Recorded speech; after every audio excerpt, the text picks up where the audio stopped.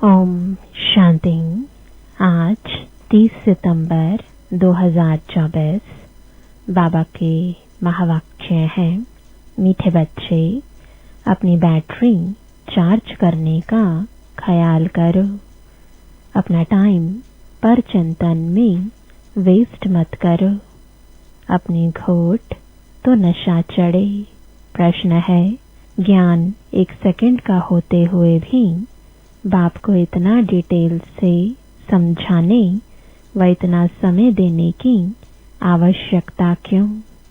उत्तर है, क्योंकि ज्ञान देने के बाद बच्चों में सुधार हुआ है या नहीं, यह भी बाप देखते हैं और फिर सुधारने के लिए ज्ञान देते ही रहते हैं। सारे बीज और झाड़ का ज्ञान देते हैं, जिस कारण उन्हें ज्ञान सागर कहा जाता है। अगर 1 सेकंड का मंत्र देकर चले जाएं तो ज्ञान सागर का टाइटल भी ना मिले। ओम शांति। रूहानी बाप बैठ रूहानी बच्चों को समझाते हैं। भक्ति मार्ग में परमपिता परमात्मा शिव को यहाँ ही पूजते हैं। भल बुद्धि में है कि यह होकर गए हैं। जहाँ पर लिंग देखते हैं तो उनकी पूजा करते हैं। यह तो समझते हैं शिव परम धाम में रहने वाला है, होकर गए हैं, इसलिए उनका यादगार बनाकर पूजते हैं। जिस समय याद किया जाता है तो बुद्धि में जरूर आता है कि निराकार है, जो परम धाम में रहने वाला है। उनको शिव कह पूजते हैं। मंदिर में जाकर माथा टेकते हैं। उन पर दूध, फल, जल आदि चढ़ाते हैं, परंतु वह तो जड़ है। जड़ की भक्ति ही करते हैं। अभी तुम जानते हो वह है चैतन्य। उनका निवास स्थान परम धाम है। वह लोग जब पूजा करते हैं तो बुद्धि में रहता है कि परम धाम निवासी है, होकर गए हैं, तब यह चित्र बनाए गए हैं। जिसकी पूजा की जाती है वह चित्र कोई शिव नहीं है, उनकी प्रतिमा है। वैसे ही देवताओं को भी पूजते हैं। जड़ चित्र है, चैतन्य नहीं है, परंतु वह चैतन्य जो थे वह कहाँ गए यह नहीं समझते। जरूर पुनर्जन्म ले नीचे आए होंगे। अभी तुम बच्चों को ज्ञान मिल रहा है। समझते हो जो भी पूज्य देवता थे वह पुनर्जन्म लेते आए हैं। आत्मा वही है, आत्मा का नाम नहीं बदलता, बाकी शरीर का नाम बदलता है। वह आत्मा कोई न कोई शरीर में है। पुनर्जन्म तो लेना ही है। तुम पूजते हो उनको जो पहले पहले शरीर वाले थे, यानी सतयुगी लक्ष्मी नारायण को पूजते हो। इस समय तुम्हारा ख्याल चलता है जो नॉलेज बाप देते हैं। तुम समझते हो जिस चित्र की पूजा करते हैं वह पहले नंबर वाला है। यह लक्ष्मी नारायण चैतन्य थे, यहाँ ही भारत में थे, अभी नहीं है। मनुष्य यह नहीं समझते कि वह पुनर्जन्म लेते लेते भिन्न नाम रूप लेते 84 जन्मों का पाठ बजाते रहते हैं। यह किसके ख्याल में भी नहीं आता। सतयुग में थे तो जरूर, परंतु अब नहीं है। यह भी किसको समझ नहीं आती। अभी तुम जानते हो ड्रामा के प्लान अनुसार फिर चैतन्य में आएंगे जरूर। मनुष्यों की बुद्धि में यह ख्याल ही नहीं आता। बाकी इतना जरूर समझते हैं कि यह थे, अब इनके जड़ चित्र हैं, परंतु वह चैतन्य कहाँ चले गए यह किसकी बुद्धि में नहीं आता है। मनुष्य तो 84 लाख पुनर्जन्म कह देते हैं। यह भी तुम बच्चों को मालूम पड़ा है कि 84 जन्म ही लेते हैं, न कि 84 लाख। अब रामचंद्र की पूजा करते हैं, उनको यह भी पता नहीं है कि राम कहाँ गया। तुम जानते हो कि श्री राम की आत्मा तो जरूर पुनर्जन्म लेती रहती होगी। यहाँ इम्तिहान में नापास होती है, परंतु कोई न कोई रूप में होगी तो जरूर ना। यहाँ ही पुरुषार्थ करते रहते हैं। इतना नाम वाला है राम का तो जरूर आएंगे, उनको नॉलेज लेनी पड़ेगी। अभी कुछ मालूम नहीं पड़ता है तो उस बात को छोड़ देना पड़ता है। इन बातों में जाने से भी टाइम वेस्ट होता है। इससे तो क्यों ना अपना टाइम सफल करें, अपनी उन्नति के लिए बैटरी चार्ज करें। दूसरी बातों का चिंतन तो पर चिंतन हो गया। अभी तो अपना चिंतन करना है। हम बाप को याद करें, वह भी जरूर पढ़ते होंगे, अपनी बैटरी चार्ज करते होंगे, परंतु तुमको अपनी करनी है। कहा जाता अपनी घोट तो नशा चढ़े। बाप ने कहा है जब तुम सत प्रधान थे तो तुम्हारा बहुत ऊंच पद था। अब फिर पुरुषार्थ करो, मुझे याद करो तो विकर्म विनाश हो। मंजिल है ना, यह चिंतन करते करते सत प्रधान बनेंगे। नारायण का ही सिमरण करने से हम नारायण बनेंगे। अंतकाल में जो नारायण सिमरे, तुमको बाप को याद करना है, जिससे पाप कटे फिर नारायण बने। यह नर से नारायण बनने की हाईएस्ट युक्ति है। एक नारायण तो नहीं बनेंगे ना, यह तो सारी डायनेस्टी बनती है। बाप हाईएस्ट पुरुषार्थ कराएंगे। यह है ही राजयोग की नॉलेज। सो भी पूरे विश्व का मालिक बनना है। जितना पुरुषार्थ करेंगे उतना जरूर फायदा है। एक तो अपने को आत्मा जरूर निश्चय करो। कोई कोई लिखते भी ऐसे हैं, फलानी आत्मा आपको याद करती है।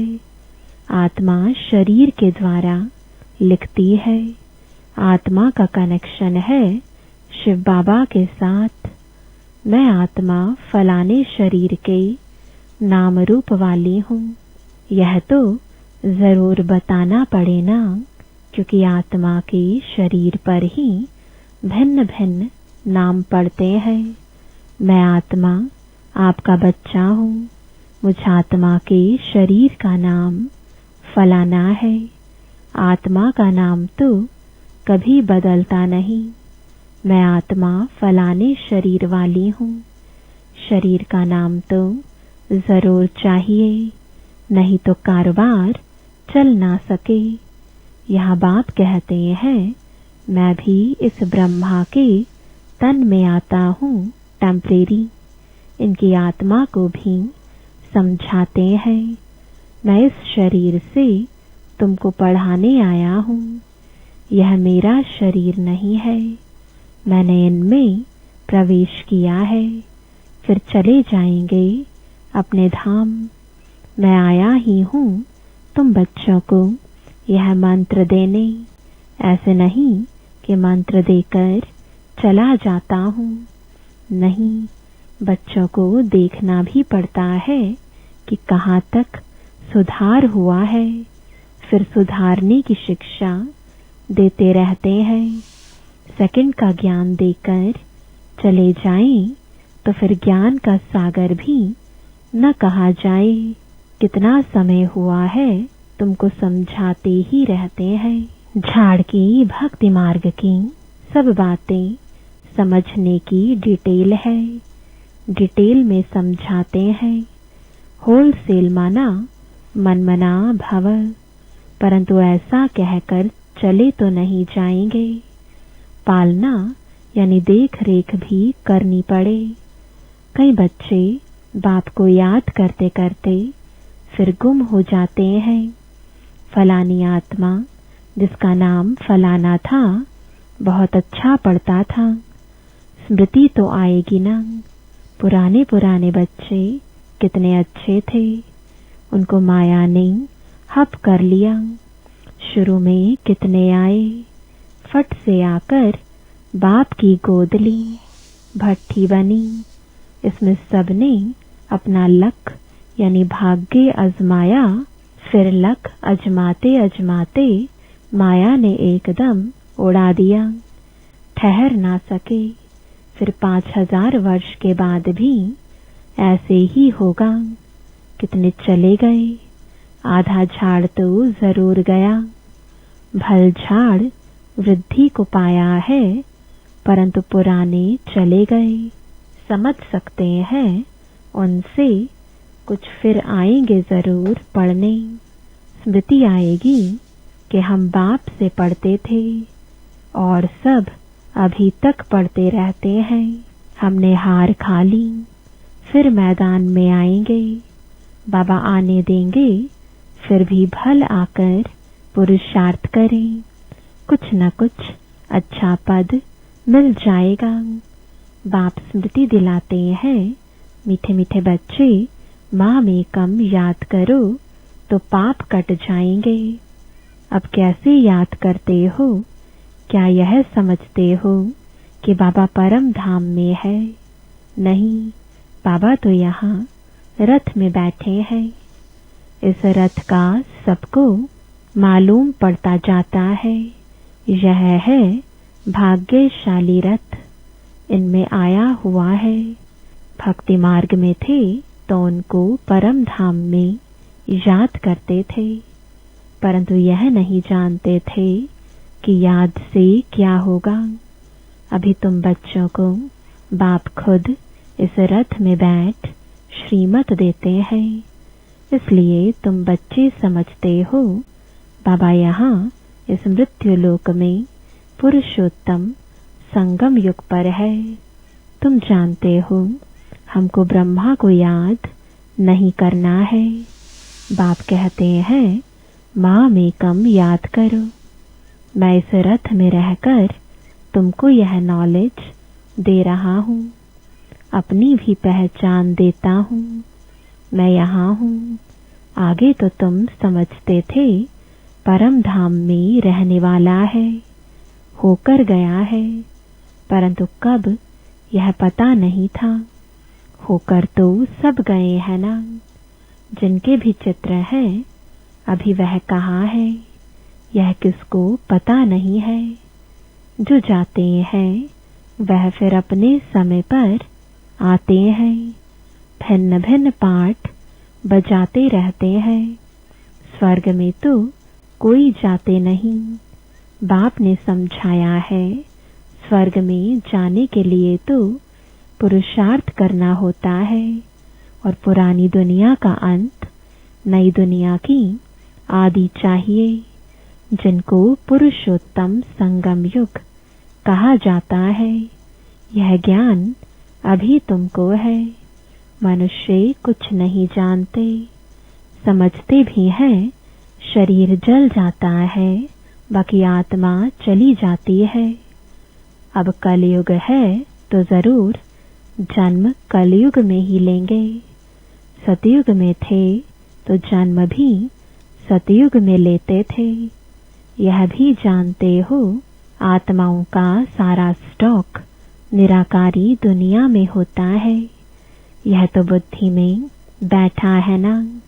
फिर वहां से आते हैं, यहाँ शरीर धारण कर जीवात्मा बन जाते हैं। सबको यहाँ आकर जीवात्मा बनना है, फिर नंबरवार वापस जाना है। सबको तो नहीं ले जाएंगे, नहीं तो प्रलय हो जाए। दिखाते हैं कि प्रलय हो गई, रिजल्ट कुछ नहीं दिखाते। तुम तो जानते हो यह दुनिया कभी खाली नहीं हो सकती है। गायन है राम गयो रावण गयो, जिनका बहुत परिवार है। सारी दुनिया में रावण संप्रदाय है ना, राम संप्रदाय तो बहुत थोड़ी है। राम की संप्रदाय है ही सतयुग त्रेता में, बहुत फर्क रहता है। बाद में फिर और टाल टालियां निकलती हैं। अभी तुमने बीज और झाड़ को भी जाना है। बाप सब कुछ जानते हैं, तब तो सुनाते रहते हैं, इसलिए उनको ज्ञान सागर कहा जाता है। एक ही बात अगर होती तो फिर कुछ शास्त्र आदि भी बन ना सके। झाड़ की डिटेल भी समझाते रहते हैं। मूल बात नंबर 1 सब्जेक्ट है बाप को याद करना। इसमें ही मेहनत है, इस पर ही सारा मदार है। बाकी झाड़ को तो तुम जान गए हो। दुनिया में इन बातों को कोई भी नहीं जानते हैं। तुम सब धर्म वालों की तिथि तारीख आदि सब बताते हो। आधा कल्प में यह सब आ जाते हैं। बाकी है सूर्यवंशी और चंद्रवंशी, इनके लिए बहुत युग तो नहीं होंगे ना, है ही 2 युग। वहां मनुष्य भी थोड़े हैं। 84 लाख जन्म तो हो भी ना सके। मनुष्य समझ से बाहर हो जाते हैं, इसलिए फिर बाप आकर समझ देते हैं। बाप जो रचयिता है वही रचता और रचना के आदि मध्य अंत की नॉलेज बैठ देते हैं। भारतवासी तो बिल्कुल कुछ नहीं जानते, सबको पूजते रहते हैं। मुसलमानों को, पारसी आदि को जो आया उनको पूजने लग पड़ेंगे, क्योंकि अपने धर्म और धर्म स्थापक को भूल गए हैं। और तो सब अपने अपने धर्म को जानते हैं। सबको मालूम है फलाना धर्म कब किसने स्थापन किया। बाकी सतयुग त्रेता की हिस्ट्री ज्योग्राफी का किसको भी पता नहीं है। चित्र भी देखते हैं, शिव बाबा का यह रूप है, वही ऊंच ते ऊंच बाप है, तो याद भी उनको करना है। यहाँ फिर सबसे जास्ती पूजा करते हैं श्री कृष्ण की, क्योंकि नेक्स्ट में है ना। प्यार भी उनको करते हैं, तो गीता का भगवान भी उनको समझ लिया है। सुनाने वाला चाहिए, तब तो उनसे वर्षा मिले। बाप ही सुनाते हैं। नई दुनिया की स्थापना और पुरानी दुनिया का विनाश कराने वाला और कोई हो ना सके सिवाय एक बाप के। ब्रह्मा द्वारा स्थापना, शंकर द्वारा विनाश, विष्णु द्वारा पालना, यह भी लिखते हैं। यहाँ के लिए ही है, परंतु समझ कुछ भी नहीं। तुम जानते हो वह है निराकारी सृष्टि, यह है साकारी सृष्टि। सृष्टि तो यही है। यहाँ ही राम राज्य और रावण राज्य होता है। महिमा सारी यहाँ की है। बाकी सूक्ष्म वतन का सिर्फ साक्षात्कार होता है। मूल वतन में तो आत्माएं रहती हैं, फिर यहाँ आकर पाठ बजाती हैं। बाकी सूक्ष्म वतन में क्या है, यह चित्र बना दिया है, जिस पर बाप समझाते हैं। तुम बच्चों को ऐसा सूक्ष्म वतनवासी फरिश्ता बनना है। फरिश्ते हड्डी मांस बिगर होते हैं, कहते हैं ना, दधीची ऋषि ने हड्डियां भी दे दी, बाकी शंकर का गायन तो कहाँ है नहीं। ब्रह्मा विष्णु का मंदिर है, शंकर का कुछ है नहीं, तो उनको लगा दिया है विनाश के लिए। बाकी ऐसे कोई आंख खोलने से विनाश करता नहीं है। देवताएं फिर हिंसा का काम कैसे करेंगे? न वह करते हैं, न शिव बाबा ऐसा डायरेक्शन देते हैं। डायरेक्शन देने वाले पर भी आ जाता है ना, कहने वाला ही फंस जाता है। वह तो शिव शंकर को ही इकट्ठा कह देते हैं। अब बाप भी कहते हैं, मुझे याद करो, मामी कम याद करो। ऐसे तो नहीं कहते, शिव शंकर को याद करो।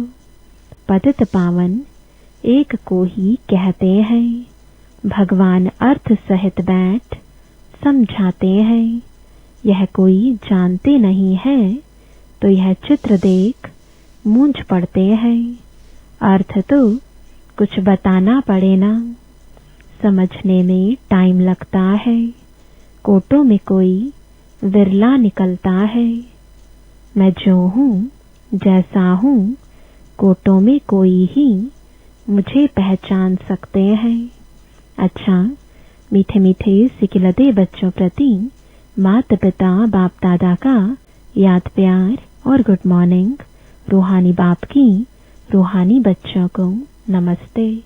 रूहानी बच्चों की रूहानी बाप दादा को गुड मॉर्निंग और नमस्ते। धारणा के लिए मुख्य सार है, पहला, किसी भी बात के चिंतन में अपना समय नहीं गंवाना है, अपनी मस्ती में रहना है।